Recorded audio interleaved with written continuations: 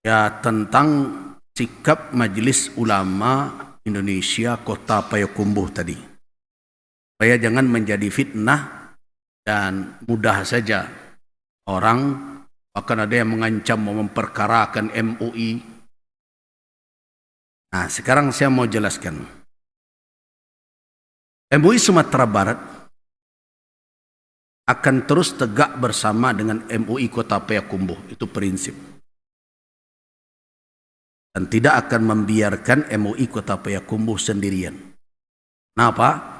Karena keputusan dan sikap yang diambil itu telah dikoordinasikan. Nah, telah dikoordinasikan dengan MUI Sumatera Barat.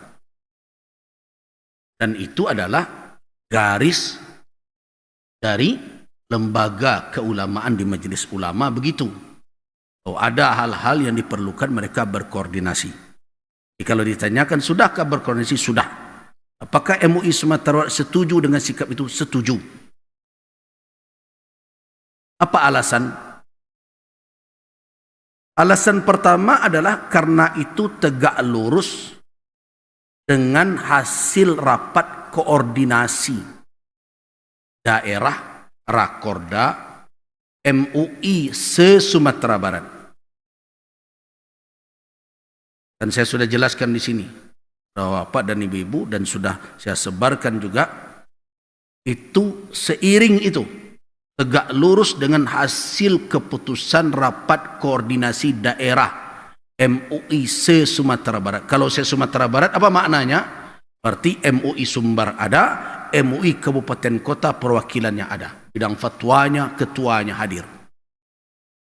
Nah, sebab nanti ada pula yang berbicara, oh itu kan merendahkan kehormatan guru kami. Itu ulama yang berkumpul sebanyak itu, apa tidak punya kehormatan pula? Jadi jangan begitu. Kalau begitu cara mengapakannya, itu melecehkan orang itu namanya. Di guru awak saja yang punya kehormatan. Nah, itu satu. Alasannya adalah karena itu berdasarkan kepada dalam surat itu. Cuma persoalannya kita ini kan tidak mau membaca ya. Surat itu jelas-jelas berpedoman kemana? Kepada hasil putusan Rakorda MUI se-Sumatera Barat. Nah, apa itu?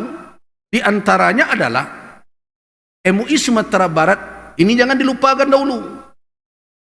Ulama Sumatera Barat berkomitmen untuk tetap independen. Itu dasarnya. Itu di dalam dahulu, bukan keluar dahulu. Ada pula yang menuduh, kau benci je guru kami. Nah, apa urusan kami benci je guru kalian? Selama ini kan tidak ada. Terserahlah. Mau tabligh akbar, mau apa. Ada MUI ikut. Tidak. Nah, jadi jangan diseret-seret ke ranah itu. Kan bencilah. Ada pula mengatakan, ini cemburu lah. Cemburu apa? Nah. Oh, kalau perkara siapa yang mau cemburu? Ada yang nuduh, oh ya, saya tidak pernah mencari jadwal keluar. Tidak pernah ikut-ikutan. Ini tuh undangan tidak tanggung banyaknya keluar. Ini baru dari Batam ada undangan. Kita tidak bisa. Kenapa? Tugas di Sumatera Barat tidak terpikul. Hari demi hari ada saja persoalan. Jadi kalau kita dituduh cemburu-cemburuan, ini jadwal di sini saja yang rutin tidak terisi terus. Kadang harus ditinggalkan. Nah, untung banyak kawan-kawan yang mau. Jadi tidak ada urusan itu. Bahkan Bapak dan Ibu-ibu tahu di Bukit Tinggi ini ada tidak saya ceramah selain di surau ini? Kan tidak ada. Nah, jadi untuk apa? Kalau cemburu itu pasti kalau ada persaingan. Kita tidak ada bersaing dalam perkara ini. Nah, jadi jangan diseret-seret ke sana. Oh, itu melecehkan guru kami. Hati-hati. Ulama se-Sumatera Barat juga punya kehormatan. Itu buya-buya di kampungnya. Orang-orang yang ditinggikan oleh para ulama di daerahnya, di kabupatennya, di kotanya, juga punya kehormatan. Nah, itu jangan seperti itu alasannya yang sering diapakan. Kemudian yang kedua adalah bisa setelah ada komitmen bersama ulama di dalam, nah MUI Sumatera Barat meminta agar dai-dai dari luar, ingat ya, dai ya, dai-dai mubalik yang dari luar itu untuk tidak mencampuri. Kenapa? Karena kami telah menerapkan ke diri kami, ke ulama di dalam ini, untuk tidak ikut.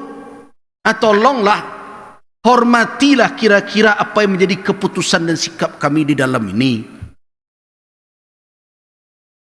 Apakah permintaan itu tidak wajar?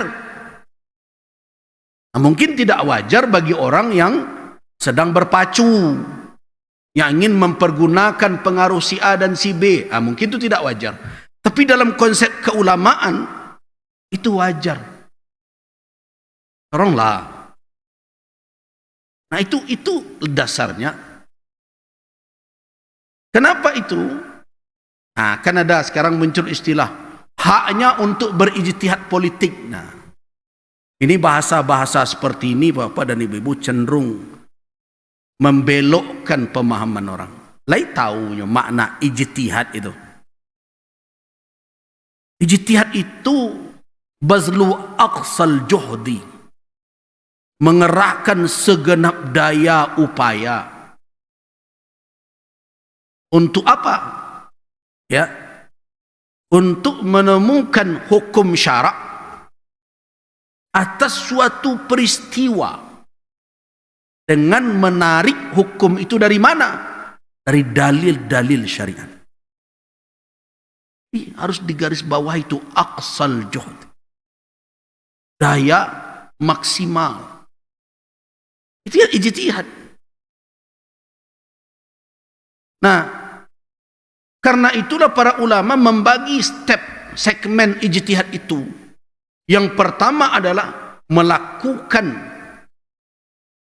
pemahaman yang mendalam terhadap suatu kasus.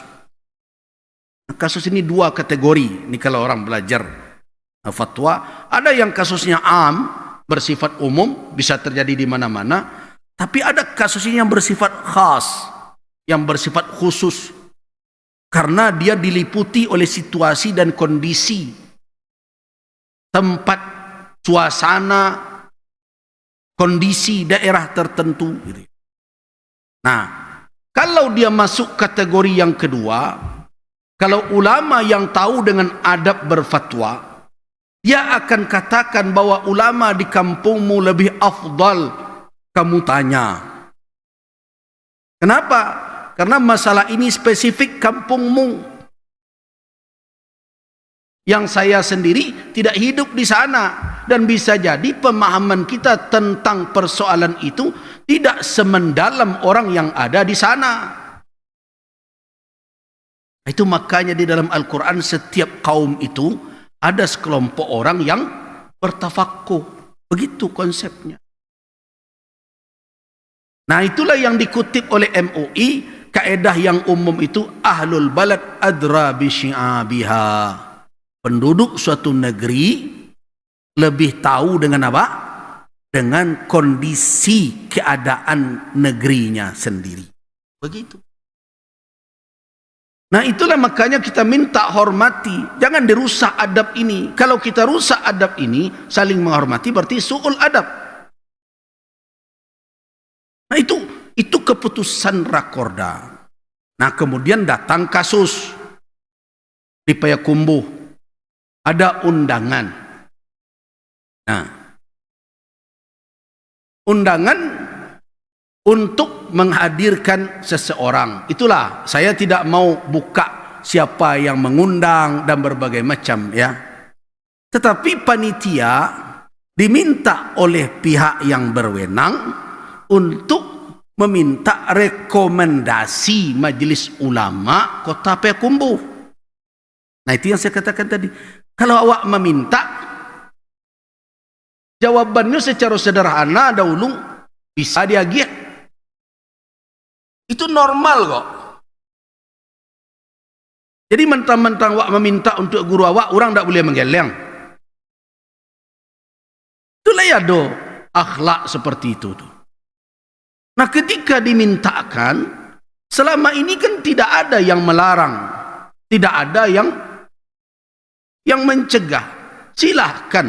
Bahkan sekarang, tadi malam masih ada juga ustadz yang ceramah di Payakumbuh itu. Sebelumnya ada juga. Nah, MUI memantau saja. Tapi ketika saya sebut saja, ya, UAS dimintakan, Abdul Somad, dimintakan dia untuk diizinkan, MUI mencoba menelusuri itu, MUI Payakumbuh. Nah bertemulah video, bukan cerita-cerita. Video di situ Ustadz Abdul Somad ini menghimbau orang Payakumbuh untuk memilih kandidat tertentu. Ada videonya.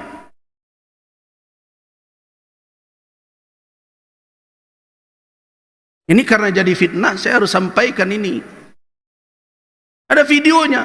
Dan saya sebagai ketua MUI ketika diminta koordinasi, Buya bagaimana pandangan? Saya bilang, jangan hanya cerita-cerita. Oh enggak Buya, ini ada videonya. Ya sudah.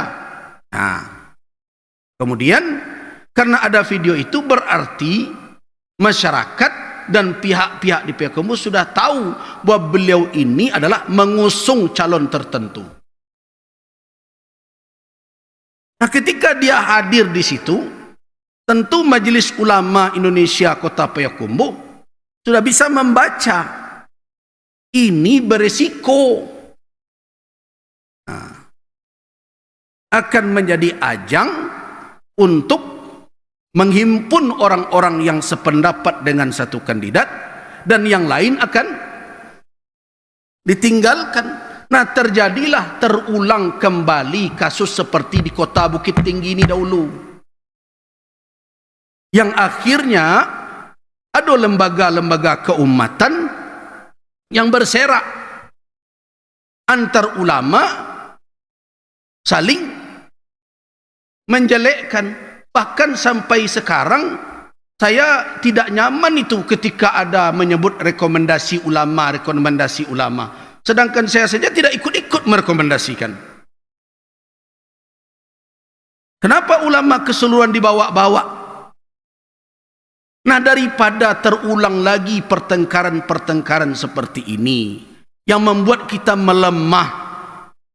Sedangkan persoalan yang terjadi di negeri ini, siapa yang memikul tanggung jawab itu? Bapak dan ibu-ibu kan jadi saksi. Tuh kemarin di Payakumbuh itu ada kasus, ada pertandingan tinju, tapi yang tinju itu pedusi di Minangkabau, kemudian kandung namanya tuh. Nah di kafe, siapa yang mengurus itu? Yang datang ini atau yang ulama yang di kampung ini?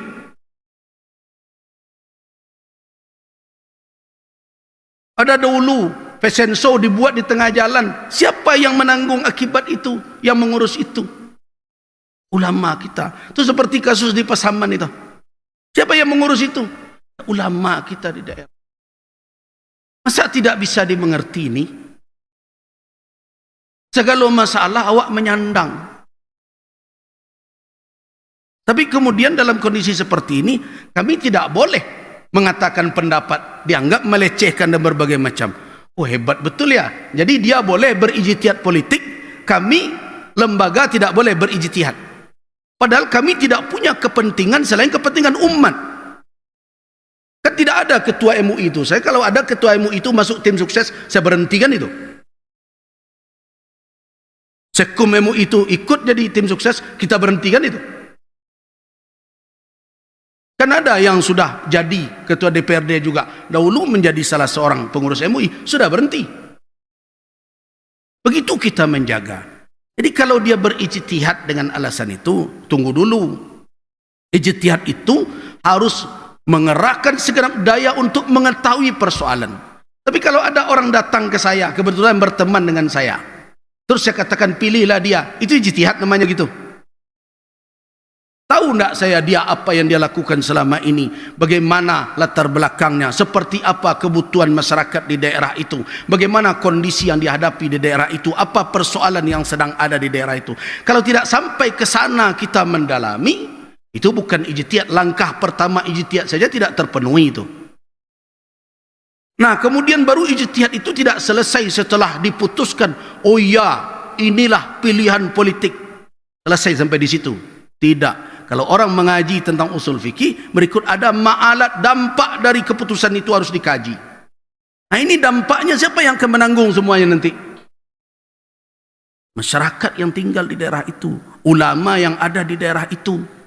Yang bersorak sudah pergi.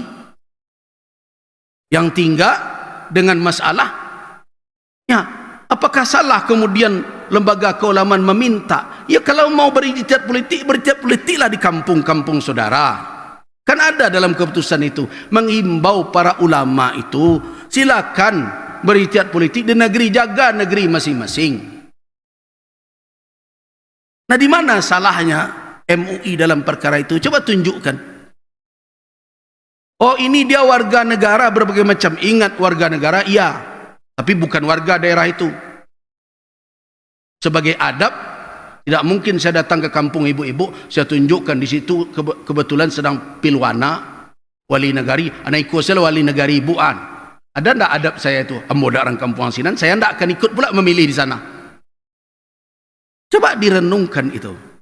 Nah, tapi itu kami bukan berarti menutup dia tidak boleh, silakan saja. Tetapi kalau dia bijak, hindari sajalah waktu itu, waktu yang dikhawatirkan tersebut.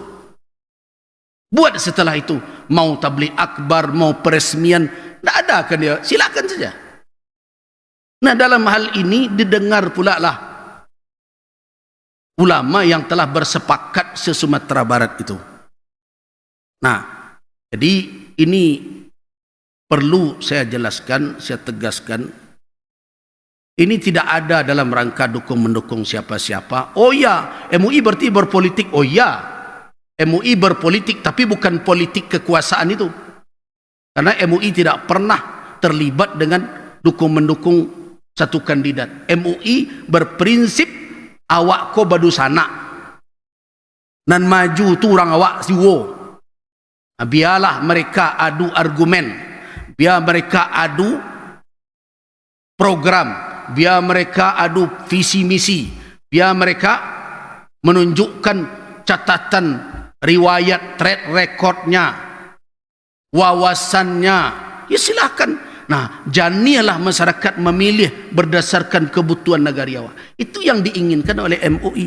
Tidak diintervensi dengan emosional-emosional yang belum tentu ukurannya jelas. Nah, di mana persoalannya MUI dalam perkara itu? Nah, jadi saya melihat ini ada yang menyuruh cabut. Saya katakan tidak ada cabut-cabutan. Itu sudah disetujui oleh MUI Sumatera Barat. Dan MUI Payakumbuh sudah menyatakan tidak akan mencabut. Itu sikap. Ada yang mengancam mau disomasi. Bahkan ada pula yang saya baca akan mendatangi rumah ketua MUI. Saya katakan, Anda siapa? Nah, kok seperti itu betul? Nah, kemudian perlu diingat, oh ini katanya ini dugaan buruk sangko MUI saja. Yo batu buruk sangko. Toh kandidat itu sudah me-WA ketua MUI kok. Kenapa dilarang? Dari situ saja sudah tidak perlu lagi berbohong-bohong itu. Di WA-nya ketua MUI kata Payakumbuh, kenapa dilarang? Apa urusan dia kalau ini murni dakwah? Itu pertanda bahwa ada hubungannya. Kemudian ada pula tabayun berbagai macam. Itu sudah dijawab oleh Sekretaris Umum MUI Payakumbuh. Para da'i, para ustadz kadang-kadang kok mudah berbohong. Padahal sudah diajak bertemu. 1 jam Ketua MUI Kota Payakumbuh menunggu para ustadz panitia itu. Cobalah hargai, ini orang tua ya, yang umurnya sudah hampir 70-an tahun itu. Nah, setelah 1 jam menunggu tidak datang, akhirnya bicara lewat telepon. Coba bayangkan. Nah, kemudian dia sorak-sorakkan ke media sosial bahwa tidak tabayun lah, tidak inilah. A'udzubillah. 1 jam. Saya konfirmasi, semalam saya tidur jam 2. Bicarakan ini berbagai macam. Terkait benar tidak. Karena kita tidak ingin meletakkan keputusan hanya berdasarkan hawa nafsu saja. Makanya saya minta konfirmasi. Ini ke sini, ini ke situ. Sudah jelas. Jadi kalau ada yang bertanya bagaimana sikap MUI Sumatera Barat, MUI Sumatera Barat akan mendampingi terus MUI Kota Payakumbuh. Dan kita tidak ada sentimen dengan perorangan, tapi tolong dijaga negeri. Dan masyarakat kita ajak untuk cerdas dalam menyaring, dalam menerima berbagai informasi. Karena kami tidak punya waktu untuk menjawab terus perdebatan-perdebatan di media sosial itu. Nah, mungkin mereka punya orang-orang yang terus mencaci maki di medsos. Tapi saya tidak punya waktu dan kita tidak punya banyak tim juga untuk yang ada ya tim media untuk menyampaikan ini, untuk meliput ini. Setelah itu banyak kesibukan kita yang lain yang kita tidak punya waktu untuk melayani begitu. Jadi kalau ada bapak dan ibu-ibu yang bertanya-tanya orang, tolong dijelaskan saja dengan baik. Tidak perlu dilayani kata-kata kotornya, tapi jelaskan. Ini penjelasan kita dan kita bertanggung jawab untuk itu. Demi apa? Demi untuk menjaga ketentraman, kesejukan, dan ingin kita agar kepemimpinan itu sekali 5 tahun itu berjalan tidak dengan tuding-tudingan, maki-makian, kan begitu. Sama ini yang terjadi. Tidak bagus. Ini hanya 5 tahun, tapi kemudian kita lembaga pecah, hubungan antar ulama menjadi rusak, ya. Itu yang saya sedihkan kalau itu terjadi terus. Ya, tapi kalau sudah selesai, sebenarnya kan dia minta izin tanggal lampe November. Pemilu kada tanggal berapa? 27. Nya tunda saya 23 hari kok tabligh akbarnya. Susah benar rasanya tuh. Kok perlu tanggal 27 malam tuh buat tabligh akbar tuh. Aman itu. Kok harus dipaksakan ini juga? Itu jadi tanda tanya pula tuh. Dipaksakan harus tanggal itu. Ketika MUI tidak setuju, dia minta rekomendasi, MUI tidak mau merekomendasi, menolak kegiatan. Hanya baca menolaknya saja tuh ibu. Jadi ada orang kok membaca surat itu dia tehnya pakai judul, pakai hal, pakai kepada yang terhormat, pakai pembukaan, pakai poin-poin, sudah itu pakai ujung poin terakhir, kesimpulannya menolak, kemudian pakai terima kasih, anaknya baca dan cik bawah sini. Itu tidak ngerti yang bawa kenapa seperti itu ya. Jadi apa keputusan MUI Kota Payakumbuh itu adalah sikap ulama Sumatera Barat berdasarkan kepada keputusan rapat koordinasi MUI se-Sumatera Barat. Itu sikap kami. Dan tentu kami tidak bisa membahagiakan, menyenangkan semua orang. Apalagi ada pula yang berkomentar harus netral. Ya bagaimana saya menjelaskan? Dia saja berada di dalam kubu tertentu minta orang netral. Ya, saya melihat ada penjelasan dari anggota DPD kita. DPD itu bukan orang partai ya. Perlu diingat, dia itu Dewan Perwakilan Daerah mewakili Sumatera Barat. Mestinya dia berada di setiap kelompok, bukan di satu kelompok. Nah, jangan kita seperti bergaya netral, tetapi sebenarnya dia sudah tidak netral dari semula. Ini bagaimana? MUI pula yang dikatakan tidak netral. Dia di mana selama ini? Jadi jangan diseret-seret kemana-mana untuk menjelek-jelekkan majelis ulama, karena majelis ulama tidak akan bergeser dari prinsipnya. Kita harus menjaga negeri ini. Minimal adalah Sumatera Barat harus terjaga. Itu yang kita inginkan. Nah, urusan siapa yang mau jadi kepala daerah, MUI Sumbar tidak ikut campur. Saya sebagai Ketua Panitia Tabligh Akbar UAS di Payakumbuh merasa perlu untuk membuat video ini sebab tampak bahwa MUI menjadikan mimbar-mimbar ceramah sebagai jalan untuk menyampaikan pandangan-pandangan terbatas terkait blunder yang dilakukan oleh pengurus MUI Kota Payakumbuh yang menolak Tabligh Akbar UAS. Kronologi singkatnya, Al-Husam sebagai Panitia Tabligh Akbar UAS mengirimkan surat permohonan rekomendasi pada hari Selasa 15 Oktober. Dan berdasarkan permintaan Buya Erman Ali sebagai Ketua MUI Payakumbuh, surat itu cukup dikirim via WhatsApp. Yang dijawab kemudian bahwa MUI tak perlu mengeluarkan surat rekomendasi. Bahkan Ketua MUI menyampaikan bahwa beliau menunggu undangan. Namun kemudian, Rabu tanggal 16, virallah surat bahwa MUI Payakumbuh menolak Tabligh Akbar UAS di media sosial, di mana tidak ada satupun panitia acara yang mendapatkan surat itu secara pribadi. Bahkan saya pun mengonfirmasi ini kepada Sekum MUI Payakumbuh, Hanan Putra, dan ia memberikan jawaban yang tidak jelas. Kamis, tanggal 17, keluar pula video yang menyatakan bahwa pada acara yang belum terlaksana ini ada unsur politik praktis yang tentu saja merupakan fitnah. Dan kami dari panitia tegaskan bahwa tidak ada satupun usaha klarifikasi dari MUI Payakumbuh kepada panitia sebelum surat dan video ini tersebar. Setelah itu barulah MUI Payakumbuh menghubungi kami ketika MUI Payakumbuh sudah terlanjur dibully oleh masyarakat.